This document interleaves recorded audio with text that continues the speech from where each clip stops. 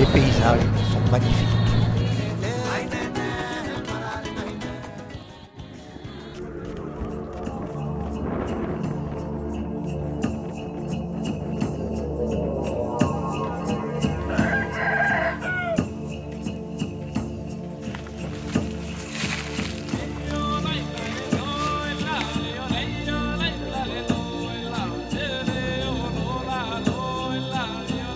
Le premier, c'est juste ce qu'on voit de l'Illimirié.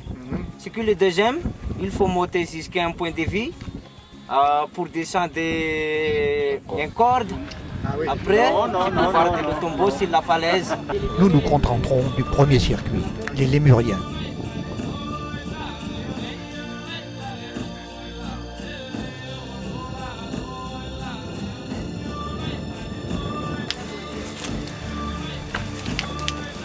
La nuit, c'est les Lémuriens, ils dorment dans la grotte.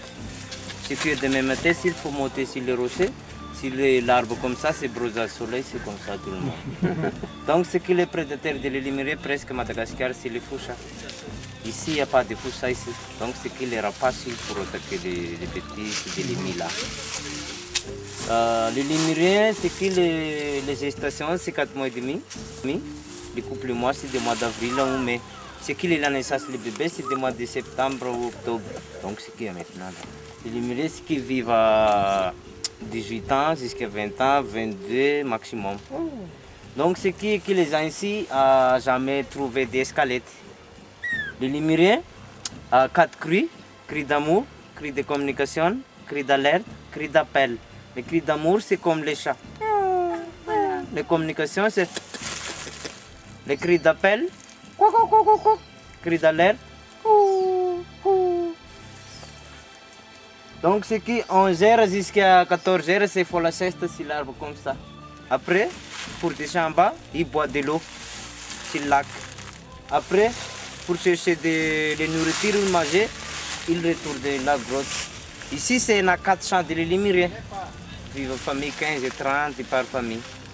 Ça, donc c'est qui une famille. Donc ce qui vient ici, l'autre groupe, qui les mâles, c'est qui battent. Toujours ce qui les femelles, c'est qui portent les bébés. Les mâles, c'est pour autant qui viennent de l'autre groupe, les rapaces, c'est pour signaler, pour les femelles. Et pour des chambales, pour cacher les grottes et c'était...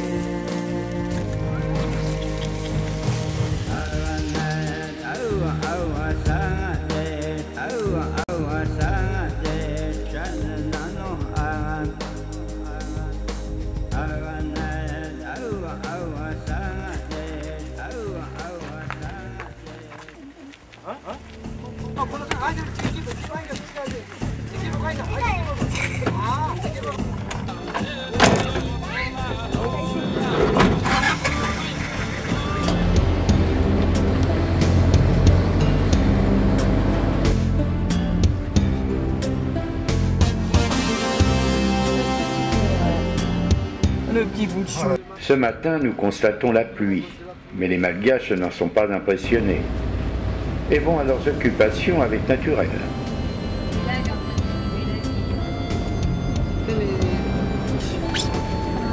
Avec des maniocs.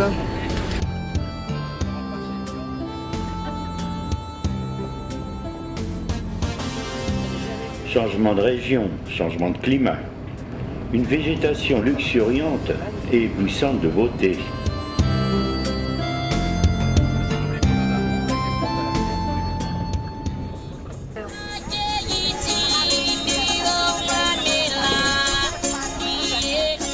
Le charme de Madagascar, c'est tout d'abord ses habitants. Chaque jour, nous les côtoyons en traversant un village où se tient un marché hebdomadaire. Animation, couleurs, senteurs. C'est le lieu par excellence où l'on prend le temps d'apprécier la richesse du jardin malgache, qui produit d'innombrables variétés de fruits et de légumes. Au plaisir d'acheter se conjugue celui de marchander, comme le veut la coutume.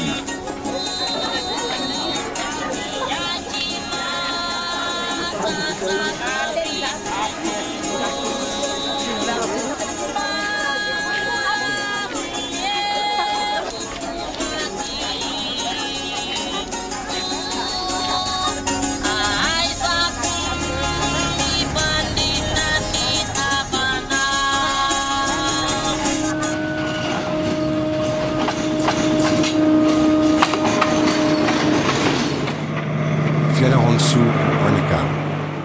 La mer au bout des rails. Petit écart de 160 km vers l'océan Indien. Pardonne-moi, RN7. La tentation est trop grande.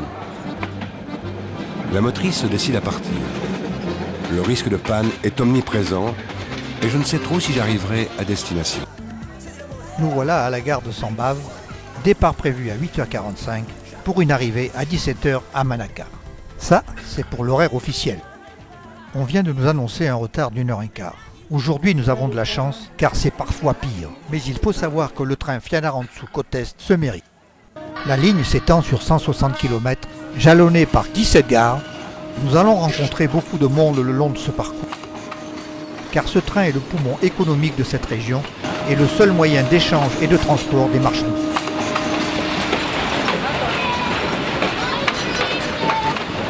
Au programme, un périple inoubliable d'une dizaine d'heures. Le train entre en gare et il nous faut prendre possession de nos places.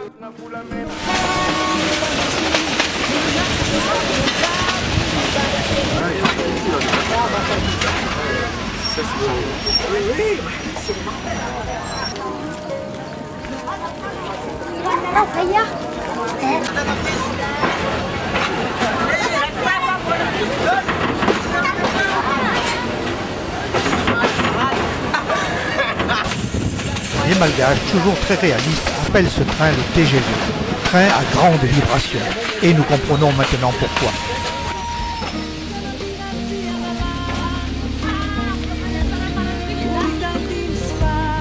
Qu'à chaque gare, des centaines de personnes prennent d'assaut le train avant même l'arrêt complet.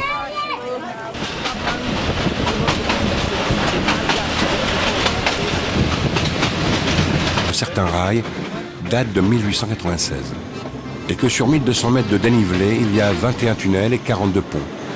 À moins que ce ne soit 21 ponts et 42 tunnels. Mais ce voyage est un régal pour l'aventure.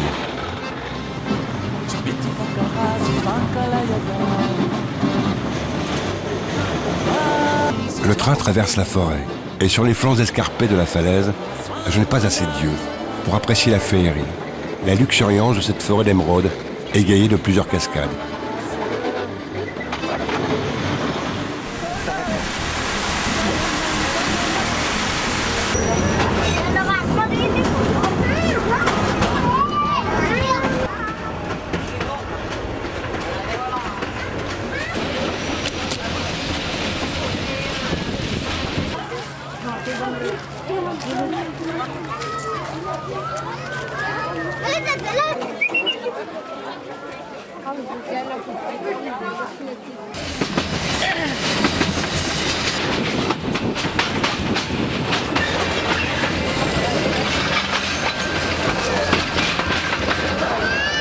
Les gamins qui montent sur le train en courant.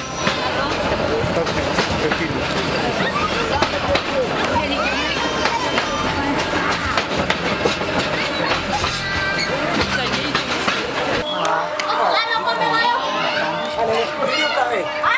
Beluma!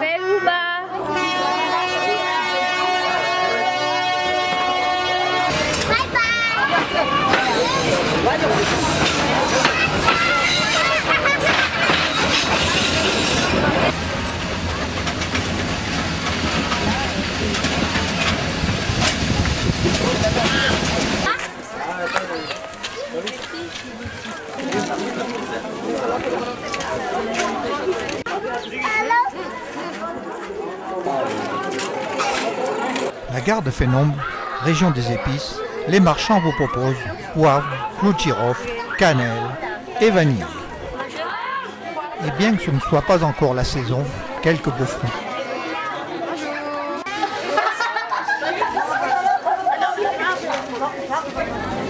Une ambiance incroyable où le temps qui passe n'a pas détruit cette liaison vitale pour des dizaines de milliers d'agriculteurs.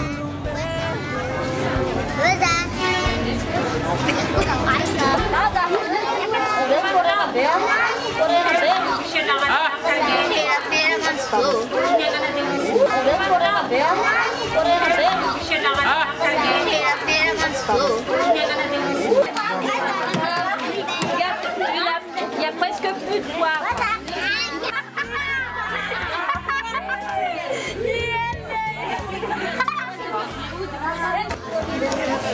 C'est beau ça, hein?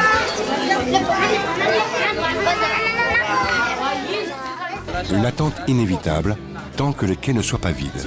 Le train, c'est aussi Mouramour. Doucement, doucement.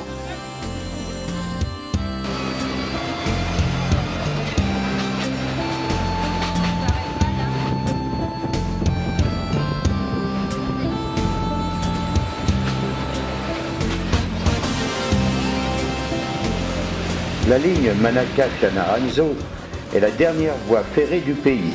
Un train la parcourt une fois par jour. La ligne a créé une véritable vie autour d'elle. Sensations et émotions font partie de ce parcours.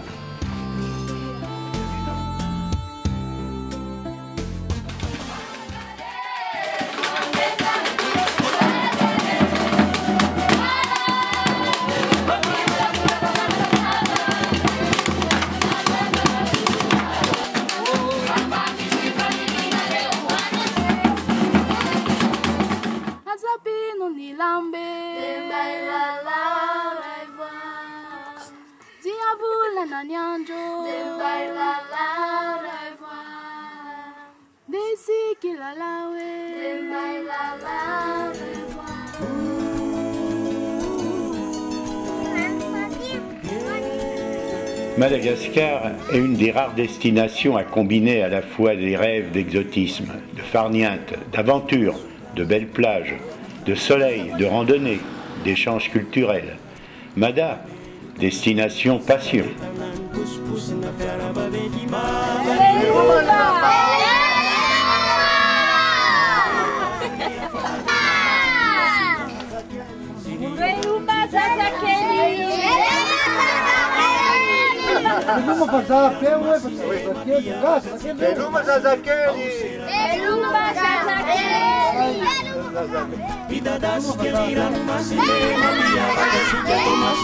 Au será na tamu va vedi pa mazindusia.